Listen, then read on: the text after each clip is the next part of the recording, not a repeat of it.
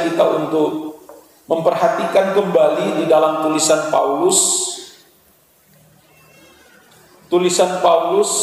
dalam Roma pasal 12. Kembali kita bertolak dari ayat ini, Roma pasal 12 ayatnya yang kedua. Roma pasal 12 ayatnya yang kedua. Saudara boleh mendengarkan pembacaan firman Tuhan pagi hari ini. Demikian firman-Nya atas kita semua. Janganlah kamu menjadi serupa dengan dunia ini, tetapi berubahlah oleh pembaharuan budimu, sehingga kamu dapat membedakan manakah kehendak Allah. Dan kehendak Allah itu apa yang baik, yang berkenan kepada Allah, dan yang sempurna. Nah, Bapak Ibu, saya mau menitik beratkan renungan atau khotbah kita pagi hari ini pada kalimat yang berbunyi demikian. Tetapi berubahlah oleh pembaharuan budimu. Ini kunci dalam ayat ini. Nah, selalu saya katakan, kita akan gagal untuk menemukan pesan-pesan Tuhan dalam setiap firman kalau kita tidak mampu atau tidak mendapat atau tidak dapat menemukan ayat atau kalimat kunci dalam sebuah ayat. Nah, dalam pembacaan kita pagi hari ini, saya coba untuk menitik beratkan renungan kita pada kalimat berubahlah oleh pembaharuan budimu. Nah, tahun 2005 ketika saya masih di Surabaya, ada beberapa gereja besar membuat suatu tema besar tentang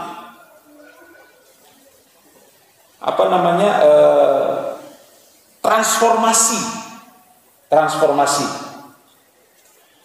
Saya hari-hari itu juga banyak mengikuti, belajar tentang penyampaian khotbah renungan yang berkaitan dengan transformasi. Nah, yang dititik beratkan, yang menjadi garis besar tema itu tentang transformasi adalah bagaimana Allah memulihkan keadaan dunia, terlebih khusus Indonesia waktu itu, tahun 2005, 2006. Bahkan sampai hari-hari ini masih juga didengung-dengungkan tentang transformasi. Dan juga dalam tema besar itu ditekankan bagaimana nanti tahun 2015, tahun 2016, tahun 2017 Tuhan akan memulihkan keadaan ekonomi gereja Tuhan atau umat-umat Tuhan di dalamnya. Di situ juga ditekankan beberapa hal kecil, misalnya ada perlindungan atas bangsa kita tahun 2005, 2006 di Surabaya. Tetapi apa yang terjadi setelah tahun-tahun itu sampai hari ini?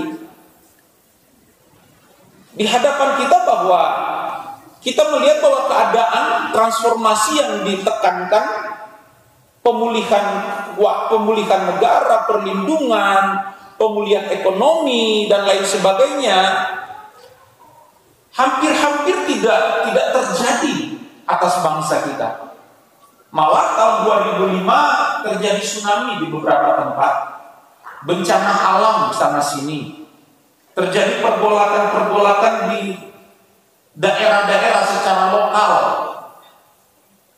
Penyakit sampai hari ini tidak berkesudahan. Umat Tuhan, kalau mau dilihat secara umum, keadaan ekonomi tidak semakin membaik, bahkan semakin merosot. Dengan keadaan corona ini misalnya, keadaan tidak semakin membaik. Pemerintah tidak tinggal diam, puji Tuhan, terus bekerja untuk menopang perekonomian atas bangsa kita, atas negara kita. Jadi di mana salahnya? Apakah nubuatan-nubuatan yang disampaikan oleh hamba-hamba Allah itu salah atau bagaimana? Nah, ini yang perlu kita pelajari agar supaya kita tidak salah dalam memahami kebenaran firman.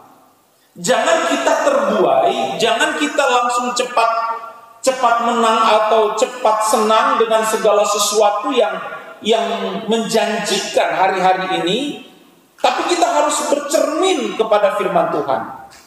Harus belajar akan kebenaran firman Tuhan yang murni, yang benar, yang baik, agar supaya kita tidak salah memahami kehendak Tuhan dalam kehidupan kita.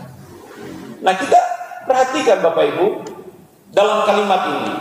Tetapi berubahlah oleh pembaharuan budimu.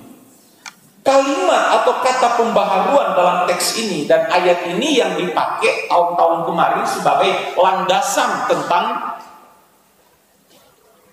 tema besar yang tadi saya katakan tentang transformasi tadi.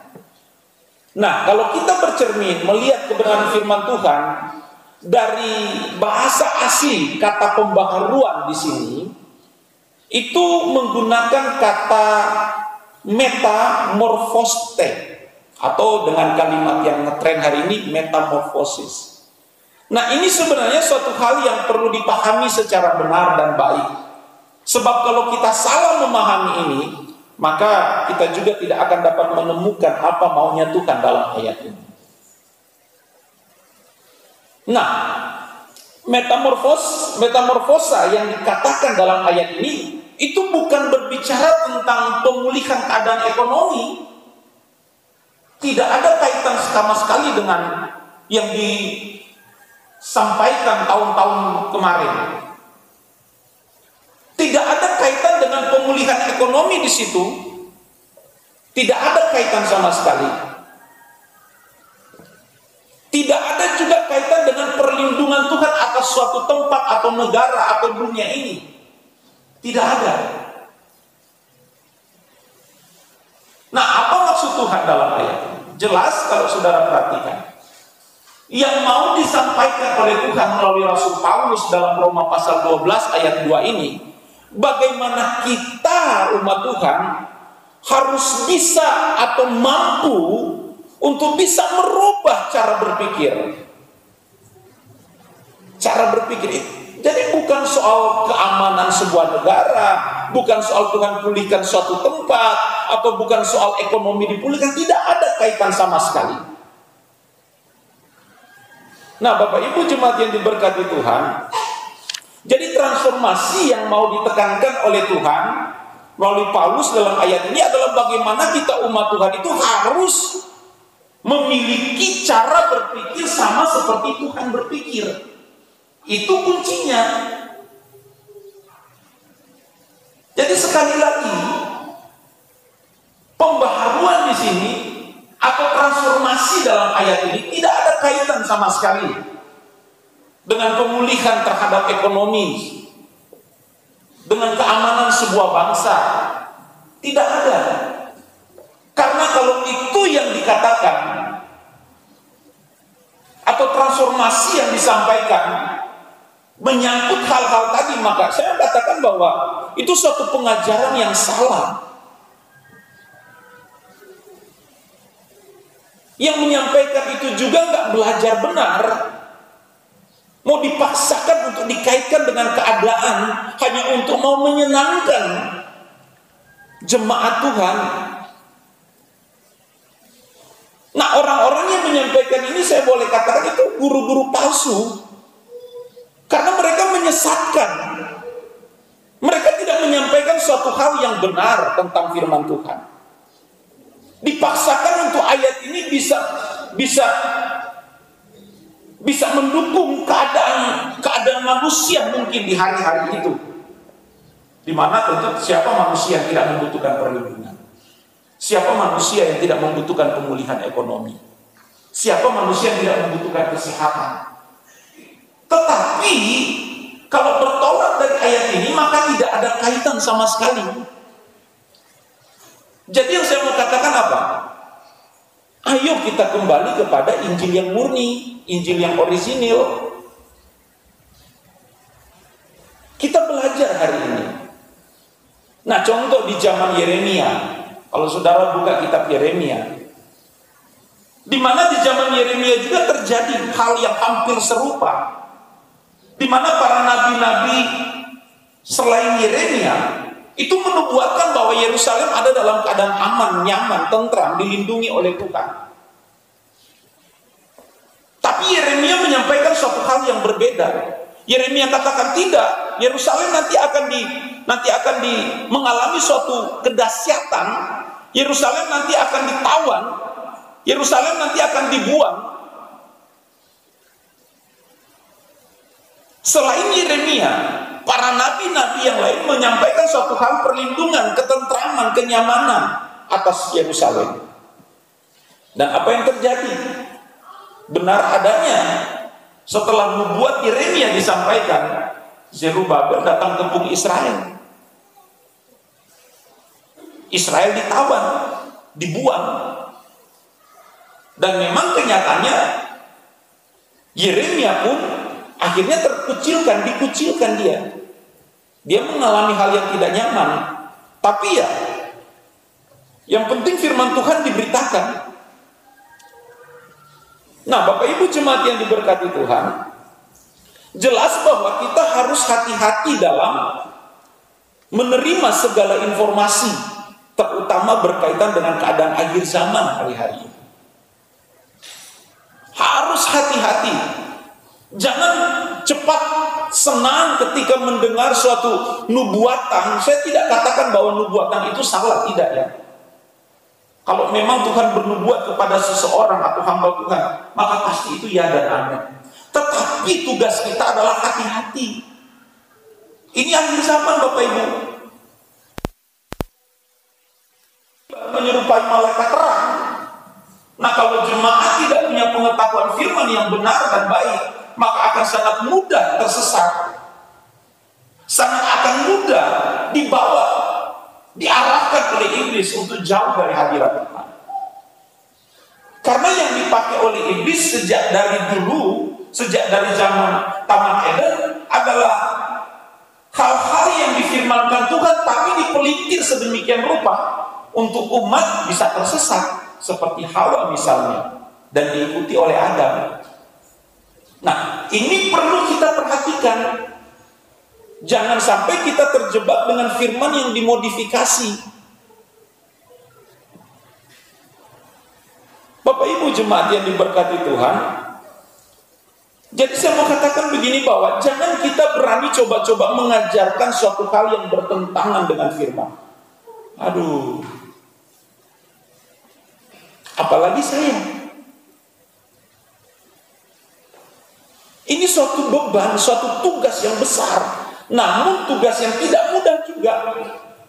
Di akhir zaman seperti ini, di zaman modern seperti ini, dengan begitu mudah kita dapat menerima pemberitaan-pemberitaan firman melalui YouTube misalnya. Begitu mudah kita mengakses semua itu. Tapi saya mau katakan hati-hati.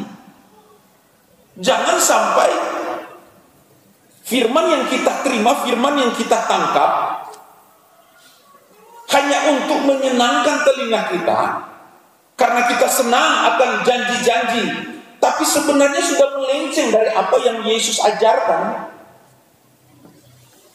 Nah, coba saudara perhatikan dalam 2 Timotius pasal 3 misalnya, ayat 1.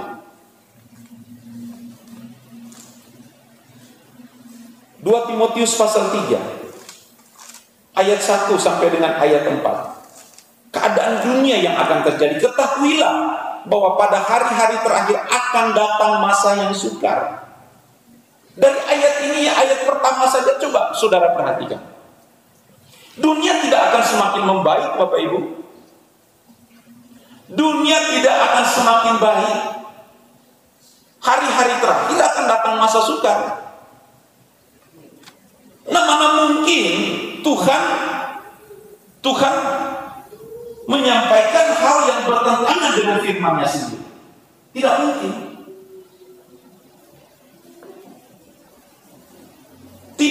ini, Bapak Ibu. Ayat 2, coba saudara perhatikan.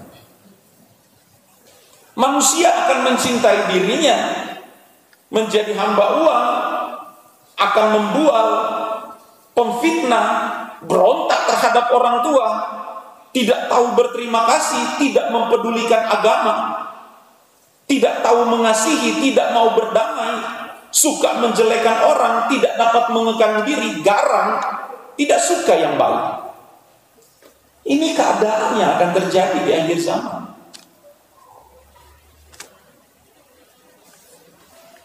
Jadi kalau transformasi yang ditekankan berbicara tentang pemulihan keadaan dunia, berbicara tentang pemulihan keadaan ekonomi, masa Tuhan melanggar firman-Nya sendiri? Tatanan yang sudah dibuat oleh Tuhan sendiri? Tidak mungkin. Secara global hal ini tidak mungkin terjadi. Jelas bahwa dunia keadaan ke depan tidak semakin membaik, Bapak Ibu. Keadaan dunia ke depan tidak akan semakin nyaman. Nah, coba kita bandingkan dengan perkataan Yesus sendiri. Matius 24. Matius 24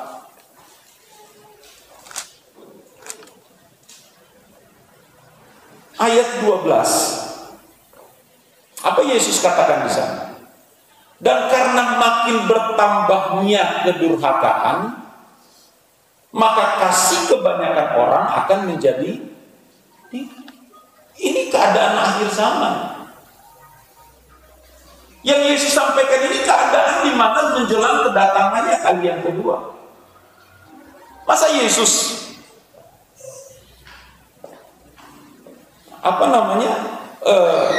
tidak menepati janji firman-Nya, terus dengan seenaknya menyampaikan bahwa transformasi itu berbicara tentang pemulihan keadaan dunia? Tidak mungkin. Dan karena makin bertambahnya kedurhakaan, maka kasih kebanyakan orang akan menjadi dingin. Sekali lagi bahwa kita harus sadar bahwa keadaan dunia ini ke depan tidak semakin nyaman, Bapak Ibu. Nah, satu hal juga yang perlu saya katakan bahwa hati-hati juga dalam menerima berbagai penyampaian kebenaran firman Tuhan yang berkaitan dengan keadaan dunia di akhir zaman. Hati-hati sekali. Dunia semakin memburuk keadaan ke depan. Nah, Bapak Ibu jemaat diberkati Tuhan. Jadi pagi hari ini saya mau bawa kita untuk kembali mengingat suatu hal yang sering saya sampaikan dari tempat ini, bahwa ayo kita kembali kepada ajaran yang murni, yang benar. Apa yang sudah disampaikan Yesus, itu yang harus kita perhatikan. Yesus tidak, kalau saudara perhatikan, coba saudara baca, teliti di rumah.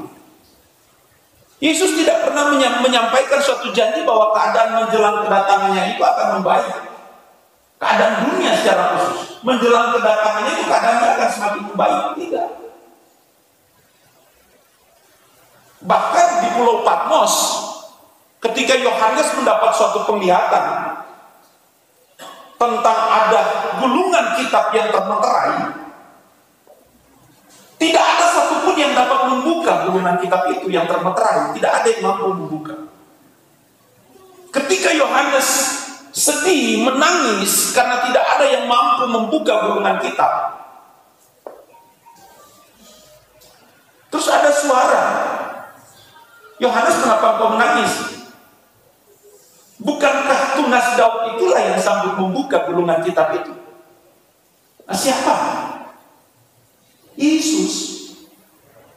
Yesus yang sanggup membuka materai. Gulungan kitab itu yang sanggup membuka Yesus. Dan ketika gulungan kitab itu terbuka, materainya itu dilepas, apa yang terjadi? Kuda putih dilepas, kuda merah, kuda kelabu, kuda hitam dilepas.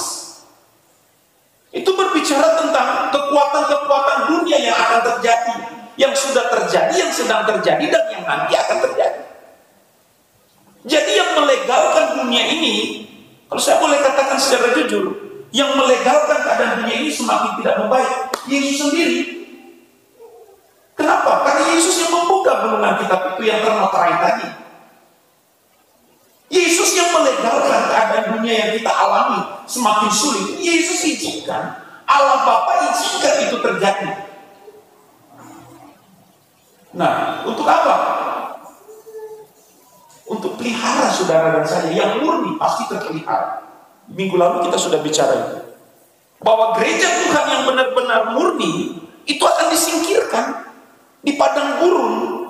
Nah, padang gurun bicara tentang apa? Bicara tentang keadaan yang tidak nyaman, Bapak Ibu. Tapi gereja Tuhan terpelihara di situ. Nah, masa mungkin transformasi berbicara tentang keadaan dunia yang semakin membaik? Tidak ada catatan dalam Alkitab tentang hal itu. Jadi gereja, nah di tempat ini kita harus belajar. Kita harus menyampaikan suatu hal yang murni. Saya tidak ingin menyenangkan telinga saudara semata-mata. Tidak. Tapi saya mau membawa kita untuk hari demi hari, minggu demi minggu, waktu demi waktu, mengerti isi hati Tuhan secara benar dan baik melalui setiap firman-Nya. Gereja harus mampu menyampaikan hal-hal ini dengan jujur.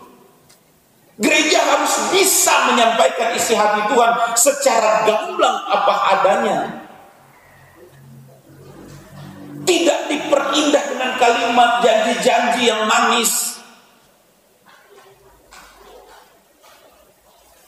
Nah, saya mau bawa kita untuk masuk ke dalam hal ini, untuk memahami kebenaran firman Tuhan dengan benar dan baik. Soal apa yang kita butuhkan pribadi lepas pribadi, Tuhan tahu. Selalu saya tekankan, Tuhan lebih paham memahami apa yang menjadi keperluan pribadi lepas pribadi. Namun yang menjadi persoalannya, bagaimana kita memahami kehendak Tuhan secara benar dan baik. Kalau hanya untuk cari Tuhan, hanya untuk pemuasan keinginan jasmani, betapa jahatnya kita. Kita memperalat Tuhan dalam hal ini. Kita hanya butuh yang baik dari Tuhan, sedangkan di lain sisi kita tidak mau masuk dalam proses Tuhan yang sesungguhnya. Nah, mungkin selama saudara nanti ada di sini, entah sampai Tuhan panggil saya terus akan menekankan hal-hal seperti ini di tempat ini. Soal hal-hal pribadi, saya terlalu yakin Tuhan mampu. Tuhan bisa penuhi itu semua. Tapi untuk apa juga Tuhan penuhi terus kita juga akhirnya tidak layak di hadapan Tuhan. Jadi Bapak Ibu jemaat diberkati, sekali lagi saya mau katakan kita harus berjaga-jaga hari ini. Yesus katakan berjaga-jagalah senantiasa. Kata berjaga-jaga dalam teks asli, jika diterjemahkan dalam bahasa Indonesia artinya siuman, sadar penuh, sadar yang sesadar-sadarnya. Dengan apa? Dengan keadaan dunia yang kita hidupi hari-hari ini. Bukan asal sekedar berjaga-jaga, nah tinggal diam di tempat, datang gereja hari ini. Tidak demikian juga makna dari berjaga-jaga. Jadi berjaga-jaga dalam terjemahan teks aslinya itu jika ditranslatekan, jika diartikan dalam bahasa Indonesia, kita harus sadar, sesadar-sadarnya, siuman. Itu makna arti dari berjaga-jaga. Bukan kita seperti penjaga di pintu terus begini. Enggak. Dan sekali lagi, jangan kita tergiur, cepat tergiur. Jangan kita terkesima dengan hal-hal yang spektakuler mungkin yang disampaikan oleh hamba-hamba Tuhan. Saya tidak mendiskreditkan hamba-hamba Tuhan, tidak. Atau saya tidak sedang menyerang seseorang, tidak. Tetapi yang saya mau katakan begini, kita harus hati-hati. Harus bijaksana. Roh menimbang itu harus ada untuk memfilter semua ajaran-ajaran. Karena ini akhir zaman. Akhir zaman, jadi kita harus serius untuk belajar firman Tuhan. Harus serius Bapak Ibu. Karena binasa akan kita alami ketika kita tidak belajar tentang firman. Jadi Bapak Ibu, saya mau katakan begini. Mari jadikan Tuhan kita Yesus Kristus adalah satu-satunya dalam hidup kita. Dialah patokan hidup kita. Karena dia pokok keselamatan. Jadi kalau mau selamat, iya ikut Yesus. Caranya gimana? Ya apa yang Yesus sudah ajarkan, cara hidupnya itu harus menjadi bagian dalam hidup kita. Harus menjadi bagian dalam hidup kita. Yang ada dalam hidup kita adalah Yesus dan kerajaannya nanti. Itu yang harus kita bangun. Ini yang harus kita munculkan dalam kehidupan kita. Tidak ada yang lain selain aku mau mengarahkan hidupku untuk jadi dan serupa seperti Tuhanku, Rajaku, Yesus Kristus Tuhan. Miliki Tuhan Yesus yang benar dalam hidup kita. Karena banyak orang Kristen memiliki Yesus yang fantasi dalam hidupnya. Yesus yang hanya kata orang dalam hidupnya. Tidak benar-benar memiliki karakter atau memiliki Yesus yang benar dalam hidupnya. Kalaupun dia miliki Yesus, maunya yang benar, yang berkat-berkat aja yang ada dalam hidupnya. Salib dia tidak mau ikuti. Padahal ikut Yesus itu intinya salib. Kita kalau ikut Yesus itu harus sampai ke Golgota. Jangan ikut Yesus hanya di tengah jalan. Harus sampai ke Golgota. Ada orang Kristen ketika sudah sampai Golgota dia nggak mau ikut Yesus lagi. Nggak mau. Biar Yesus aja yang jalan sendiri, aku di sini. Banyak orang Kristen seperti itu. Kalau kita katakan kita pengikut Yesus, harus sampai ke Golgota. Jangan hanya ada di Yerusalem. Harus sampai ke Golgota. Ada orang yang hanya mau tinggal tetap di Yerusalem. Nah, Paulus katakan begini dalam 1 Timotius ayat 6. Pasal 6, 1 Timotius pasal 6 ayat 8. Paulus katakan asal ada makanan dan pakaian cukup. Nah, ini berat kan? Asal ada makanan dan pakaian cukup. Dan saya belajar mengenakan ini. Asal ada makan, ada pakaian cukup. Soal berkat-berkat yang lain itu urusan Tuhan. Yang penting aku hidup dan berkenan bagi Tuhan. Jangan kita membuat syarat jiwa kita dengan keinginan-keinginan yang sifatnya hanya sementara di bumi ini. Apakah salah Om? Tidak salah juga. Tapi jangan sampai terikat, selalu saya tekankan. Saudara jangan hanya jadi orang kaya. Salah kalau saudara hanya jadi orang kaya. Sekaya-kayanya. Karena Bapa kita, Tuhan kita, Tuhan yang kaya. Tapi jangan terikat. Ada yang terikat soalnya. Nah kalau sudah terikat, susah memahami kehendak Tuhan. Jadi saya selalu ajak begini, ayo maksimalkan potensimu, kerja keras. Kalau perlu bangun pagi tidak usah gosok gigi, langsung kerja. Tapi nggak mungkin juga kan? Artinya bahwa kita harus kerja keras, memaksimalkan potensi kita, bekerja segiat mungkin. Tetapi ingat, di atas semuanya itu harus Tuhan, di atas segala-galanya. Jangan kita putar-putar lagi nih. Ada pepatah Tionghoa berkata begini, garis besarnya begini, kalau mau sukses Kalau mau berhasil, kalau mau dapat cuan banyak, jangan kena matahari. Nah, ada yang tahu artinya?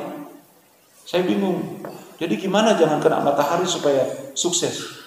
Apa pakai payung tiap hari? Enggak. Maksudnya keluar rumah sebelum matahari terbit, pulang rumah setelah matahari terbenam. Artinya apa? Kita harus maksimal. Kalau kerja yang sungguh, jangan mengeluh sama Tuhan. Jangan setengah-setengah kalau kerja. Kerja yang giat, setiap-tiapnya. Tetapi ingat, di atas segala sesuatu harus kita tempatkan Tuhan di dalamnya. Itu kunci sukses. Nah, Bapak Ibu jemaat diberkati. Jadi saya mau katakan, mari kita jangan mudah disesatkan oleh hal-hal yang terjadi di akhir zaman ini. Jangan kita mau disesatkan. Yang penting dalam kehidupan kita adalah kita bawa diri kita ini, bawa hidup kita dalam perjuangan yang benar. Perjuangan untuk kita hidup layak berkenan bagi Tuhan. Jadi apa? Sekali lagi saya katakan, saya mau mengajak kita semua untuk yuk kita kembali kepada Injil yang original, Injil yang murni, Injil yang benar-benar diajarkan Yesus. Nah, garis besarnya ajaran Yesus bukan soal kenyamanan dunia. Ajaran Yesus bukan soal pemulihan ekonomi. Inti ajaran Yesus bukan soal pemenuhan kebutuhan jasmani. Tapi ajaran Yesus adalah bagaimana kita mampu dan sanggup melakukan kehendak Bapa di surga. Coba saudara pelajari apa yang Yesus ajarkan dalam Injil. Saudara tidak akan menemukan bahwa ajaran Yesus itu berkaitan dengan keadaan dunia yang nyaman, atau ikut Yesus itu ada jaminan ketentraman, kenyamanan secara manusia, secara daging. Tidak ada di situ. Nah, coba saudara ingat dalam Injil Matius sama Injil Lukas. Injil Matius pasal 8, Injil Lukas pasal 9. Di sana Yesus pernah katakan begini, serigala mempunyai liang, burung mempunyai sarang, tetapi anak manusia tidak memiliki tempat untuk meletakkan kepalanya. Ayat ini saudara tentu tahu. Nah, ayat ini Yesus sampaikan ketika ada seseorang datang. Dia katakan, "Guru, aku mau ikut engkau." Yesus katakan apa? Yesus katakan ayat ini, serigala mempunyai liang, burung mempunyai sarang, anak manusia tidak memiliki tempat untuk meletakkan kepala. Menurut saudara apa yang Yesus mau tekankan dalam ayat ini? Yesus kira-kira mau sampaikan begini, boleh kamu ikut aku silakan, tetapi ingat, kalau kamu ikut aku tidak punya tempat yang nyaman untuk meletakkan kepala. Aku nggak bisa menjanjikan, aku tidak memberikan jaminan bahwa ikut aku nyaman hidupnya. Tidak. Yesus gambarkan bahwa dirinya sendiri aja tidak punya tempat untuk meletakkan kepala. Silakan kamu ikut aku, tapi berani nggak kamu ikut seperti hidupku? Nah, kira-kira seperti itu. Oke, guru, aku mau ikut. Oke, silakan. Tapi kalau kamu ikut aku, konsekuensinya begini loh. Aku nggak punya tempat untuk meletakkan kepala. Jadi kalau kamu mau berani ikut aku, silakan. Ini tantangan buat kita. Jadi Tuhan seakan-akan mau menyampaikan bahwa kalau kamu mau hidup, kalau mau ikut aku, maka kamu harus hidup seperti aku. Aku hidup. Berani nggak kamu hidup seperti aku? Berani nggak mengambil keputusan untuk ikut aku? Nah, di zaman modern seperti ini, seandainya Yesus ngomong seperti itu bagi kita pasti punya reaksi yang berbeda-beda. Ada yang punya alasan seperti dalam Lukas pasal 8 tadi. Tunggu Tuhan, aku pulang dulu, karena aku belum izin sama orang tua. Ya kan? Dalam konteks ayat itu. Tuhan, tunggu Tuhan, karena papaku baru meninggal, aku mau makamkan papaku dulu. Nah, dalam konteks ayat itu ada yang seperti itu. Dan Yesus nggak mau. Artinya memang kalau mau komitmen ikut Yesus ya harus konsekuensi. Hidup seperti Yesus hidup. Jadi memang kita diperhadapkan dalam kekristenan yang murni itu ya seperti ini Bapak Ibu. Ketika saya belajar hal-hal ini hari-hari ini, saya digentarkan, jujur saya digentarkan dengan keadaan saya secara pribadi. Oh Tuhan, jadi selama ini saya tidak layak ikut Tuhan. Karena orientasi berpikir, orientasi pelayanan sebelumnya tidak murni untuk menyenangkan hati Tuhan. Jujur saya ngomong hari ini. Tidak murni, arah hidup saya tidak fokus 100% untuk menyenangkan Tuhan. Tapi hari-hari ini saya mau katakan, ayo kita kembali kepada Injil yang orisinil. Kalau kita mau nikmati rumah yang sedang disediakan oleh Tuhan Yesus, kan Yesus katakan aku pergi untuk menyediakan tempat bagi. Kalau kita mau menikmati tempat yang disediakan Yesus, tidak ada cara lain selain kita hidup seperti Yesus hidup. Ini kuncinya. Jadi sekali lagi bahwa dijauhkan dari benak kita, dijauhkan dari alam pemikiran kita atau kekristenan kita selama ini, bahwa ikut Yesus ada jaminan kebahagiaan di bumi, saudara salah. Nah, saudara pernah dengar gak banyak orang Kristen ngomong begini, Om, aku kurang apa, Om? Aku setia, Om. Aku kurang apa, Om, di hadapan Tuhan. Tapi kenapa hidupku bukan tambah baik kok, tambah susah. Masalah ada aja. Padahal rajin ke gereja, rajin ibadah, tidak pernah lupa untuk berkorban. Tapi kenapa masalah ada aja, Om? Itu artinya engkau sedang dididik di proses Tuhan untuk lebih dewasa. Karena ketika kita semakin dewasa di dalam Tuhan, Tuhan tidak memperlakukan kita sebagai bayi lagi. Tidak. Beda ketika saudara baru belajar mengenal Yesus. Coba saudara ingat, waktu pertama kali mau belajar setia, ada aja mujizat terjadi, ada aja pertolongan Tuhan nyata. Tapi setelah semakin hari semakin kesini, oh kayaknya Tuhan gak pernah tolong saya. Padahal saya semakin setia. Pernah kan ngalamin gitu? Karena kita sedang dididik oleh Tuhan. Kalau saudara mengalami masalah, saudara mengalami goncangan dalam imanmu, dalam pengiringanmu akan Tuhan, saudara sedang dididik. Saudara sedang diarahkan untuk lebih dewasa di dalam imanmu. Jangan lagi punya iman seperti iman kanak-kanak yang tiap hari mau nyaman, terus mau susu, terus harus bertumbuh ke arah pendewasaan. Dan yang semakin dewasa di dalam Tuhan, semakin gencar Tuhan akan memproses kita. Karena tidak ada anak yang tidak akan disesah oleh ayahnya, tidak akan diproses di dalam. Semua kita yang mengaku Yesus Kristus adalah Tuhan dan Juru Selamat, dan kita dianggap anak oleh Tuhan, kita akan dididik, kita akan diproses. Dan proses itu bisa terjadi di sekitar hidup kita. Bisa melalui pekerjaan saudara, Tuhan proses saudara bisa. Lagi ngasih kerja, tahu-tahu ada orang yang menipu saudara. Itu proses. Aduh, tidak bisa, Om. Masa dia tipu saya? Udah berdoa. Serahkan sama Tuhan. Rumah tangga lagi nyaman-nyaman, lagi nikmati keindahan dalam rumah tangga, tahu-tahu ada masalah. Itu semua proses. Jadi proses Tuhan itu bisa terjadi di mana-mana. Di dalam berjemaat pun Tuhan bisa berproses. Ada yang tersinggung, itu proses Tuhan. Kalau saudara tersinggung, jangan pindah gereja, tetap di sini, prosesmu di sini. Harus di sini. Besi menajamkan besi, manusia menajamkan manusia. Gesekan itu terjadi untuk memproses kita. Nah, kalau terjadi seperti itu, jangan cepat-cepat emosi. Cari waktu teduh, Cari waktu tenang, berdoa. Tuhan, cari wajah Tuhan, cari kehendak Tuhan. Tanya Tuhan, kenapa kok jadi begini?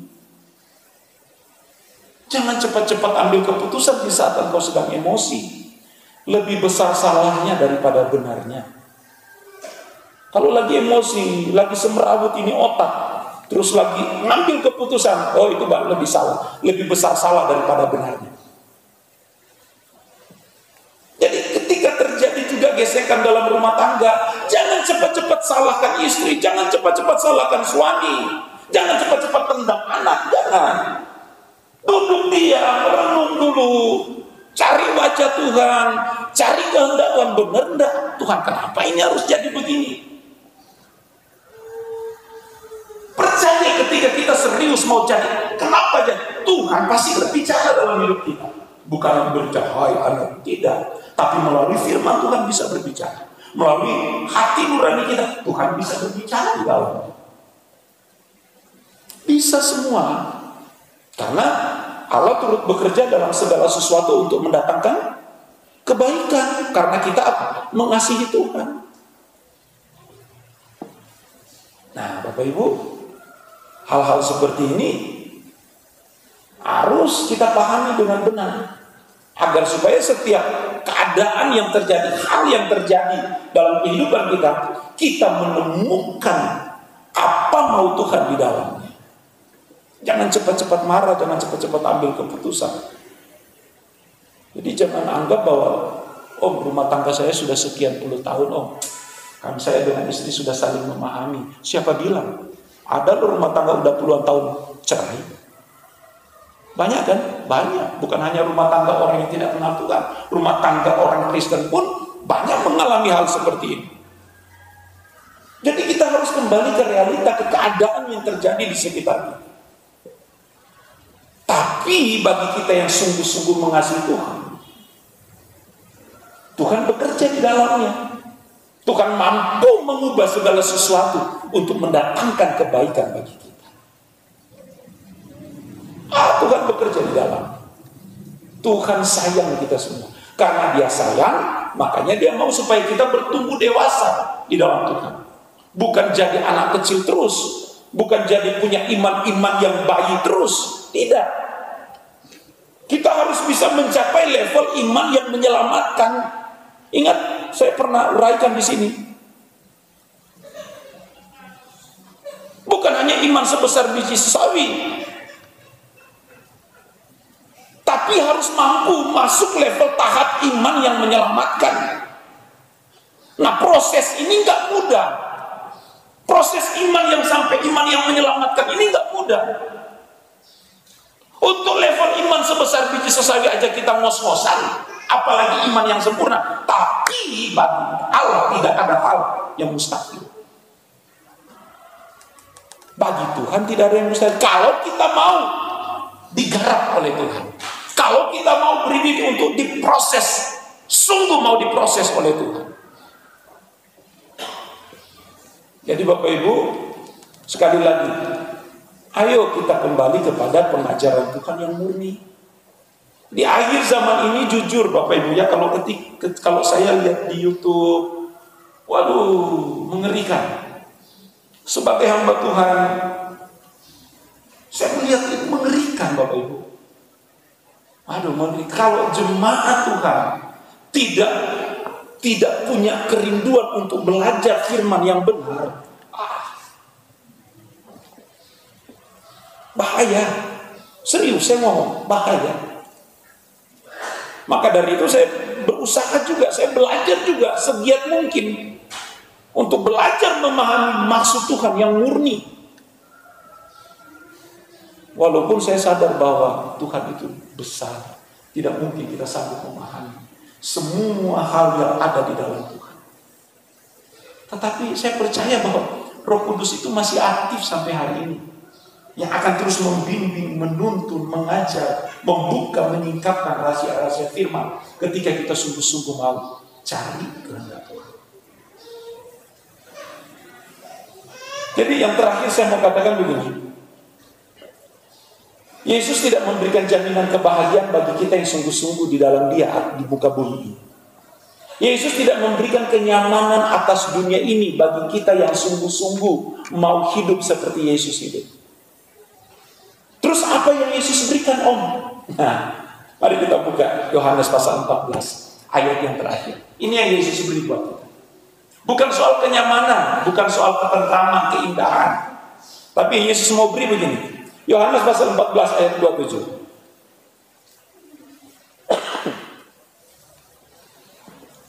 Yohanes 14 ayat 27. Apa Yesus katakan di sana? Damai sejahtera ku tinggalkan bagimu. Damai sejahteranya yang Yesus miliki, Yesus berikan atas gereja. Damai sejahtera ku berikan kepadamu. Dan apa yang kuberikan tidak seperti yang diberikan oleh dunia kepadamu. Janganlah gelisah dan gentar hatimu. Bicara damai sejahtera nanti luas lagi cakupannya, tapi intinya begini. Damai sejahtera di sini jangan kita sempitkan dengan kenyamanan di muka bumi. Banyak loh orang Kristen menyempitkan kata damai, damai di bumi, sejahtera di bumi, nyaman di bumi. Enggak. Damai di sini artinya kita mampu mengendalikan hati jiwa kita untuk tetap menyenangkan hati Tuhan. Karena apa yang diberikan Tuhan tidak sama seperti yang diberikan oleh dunia. Nah, Bapak Ibu harus pahami, nanti ada topiknya kita bahas secara khusus tentang damai sejahtera Tuhan. Tapi intinya ini yang ada di dalam Tuhan. Damai sejahtera ku tinggalkan bagimu. Damai sejahtera ku berikan kepadamu. Dan apa yang kuberikan tidak seperti yang diberikan oleh dunia kepadamu. Nah, kalau sudah jelas di sini yang dari Yesus itu berbeda dengan yang dari dunia, nah masa kita mau pilih yang dari dunia? Kenyamanan, ketentraman yang dunia berikan itu semu adanya, sementara sifatnya. Tetapi apa yang Yesus berikan adalah kekekalan dalam hidup kita. Jadi kalau saya mau katakan, jangan gelisah, jangan gentar hatimu. Dengan corona yang kita alami bersama hari ini, tidak usah gelisah. Tugas kita apa? Menyenangkan hati Tuhan. Tugas kita apa? Bangun pagi-pagi, siapkan dirimu, mengucap syukur, kerja secara maksimal. Tugas kita apa? Terus arahkan hati kita hanya untuk Yesus dan kerajaannya. Tugas kita apa? Jaga hati, pikiran, perkataan, perasaan, tindakan, semua harus sesuai dengan apa yang Yesus mau. Jadi Bapak Ibu, ayo kita kembali kepada Injil yang benar-benar murni. Dan Injil yang benar-benar murni akan selalu mencambuk hidup kita. Akan selalu. Injil yang murni tidak menyampaikan hal-hal yang menyenangkan telinga setiap itu. Injil yang murni akan terus merobek kedagingan kita. Injil yang murni selalu akan membuat kita, wow. Karena memang untuk terlepas dari kenyamanan dunia ini gak mudah. Kita yang sudah dari lahir hidup sudah tertanam banyak hal, filosofi, adat istiadat yang memang jauh dari kehendak Tuhan, itu sulit untuk. Tetapi kalau kita benar-benar mau untuk digodok, diproses, dibentuk oleh Tuhan, maka pasti indah pada waktunya kita timbul seperti emas. Bapak Ibu, damai sejahteraku kutinggalkan bagimu, kata Tuhan. Damai sejahteraku kuberikan kepadamu. Dan apa yang kuberikan tidak seperti yang diberikan oleh dunia kepadamu. Jangan gelisah dan jangan gentar. Tuhan Yesus